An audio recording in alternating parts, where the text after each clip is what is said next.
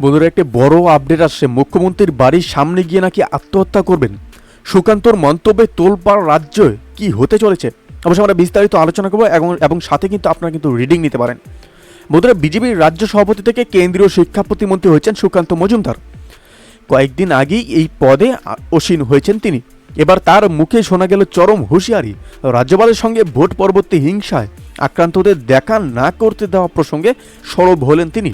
সম্প্রতি এক সংবাদ মাধ্যমদের মুখোমুখি হয়েছিলেন সুকান্ত। তখনই বিজেপি নেতা বলেন, মাননীয় রাজ্যপাল একেবারে সঠিক প্রশ্ন করেছেন। বাংলায় রাজ্যপালের সঙ্গে আক্রান্তদের দেখা করতে দেওয়া হচ্ছে না।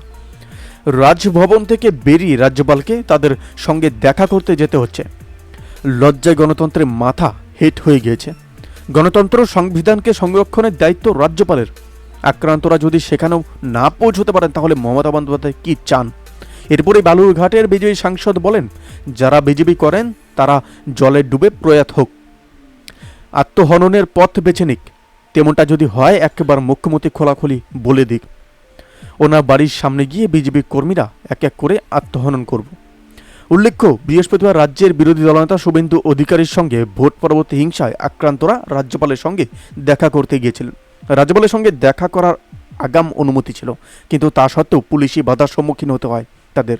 এরপর খালি হাতেই ফিরে আসতে হয় প্রত্যেককে। এই নিয়ে শুক্রবারই কলকাতা হাইকোর্টের দ্বারস্থ হন শুভেন্দু। শুনানির সময় বিচারপতি অমৃতা সিংহা পুলিশকে ভর্ৎসনা করার পাশাপাশি শুভেন্দু এবং আক্রান্তদের রাজ্যপালের সঙ্গে দেখা করতে দিতে হবে বলেও নির্দেশ দেন। এর মাঝেই গতকাল দুপুরে শহর কলকাতার মাহেশ্বরী ভবনে গিয়ে আক্রান্তদের সঙ্গে সাক্ষাৎ করেন রাজ্যপাল। এরপর আদালতের নির্দেশ মতো ফের একবার সন্ধেবেলা রাজভবনে দেখা করেন তিনি। এরপর একটি বিবৃতি প্রকাশ করে জানান, যতক্ষণ অবধি নির্বাচন পরবর্তী হিংসায় আক্রান্ত প্রত্যেক মানুষ তার সঙ্গে দেখা করতে পারছে না, ততক্ষণ অবধি রাজভবনে পুলিশ মন্ত্রীর সঙ্গে তিনি সাক্ষাৎ করবেন না। বন্ধুরা, এই আপডেট প্রসঙ্গে আপনাদের কি মতামত অবশ্যই আমাদের কমেন্ট করে জানাতে বলবেন না। ভালো থাকবেন, সুস্থ থাকবেন, ধন্যবাদ। দেখা হচ্ছে নতুন একটি ভিডিওতে। আপনি কোথা থেকে দেখছেন এই ভিডিওকে অবশ্যই আমাদের কমেন্ট করে জানাতে বলবেন না।